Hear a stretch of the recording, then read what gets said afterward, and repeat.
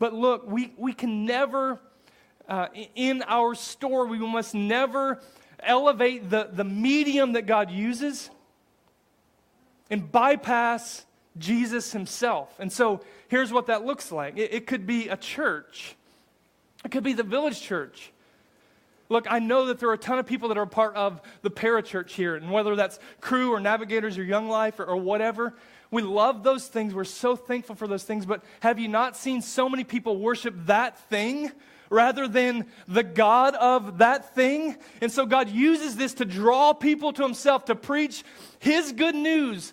And what we hear is we make disciples of a church, or we make disciples of a ministry, or maybe it's a book that you read, and you read a book and it changed your life. And so when someone talks about your life, you point back to that book and you forget to point to the truth that book allowed you to trust in. It's Jesus, right?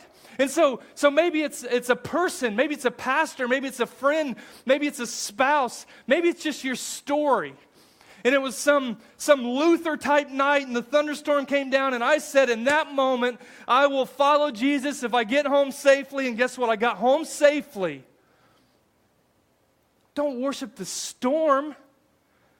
We worship Jesus who brought us out of the storm. So as we consider our story, let us never just this subtle injection to bypass Christ and his work and elevate something else, anything else.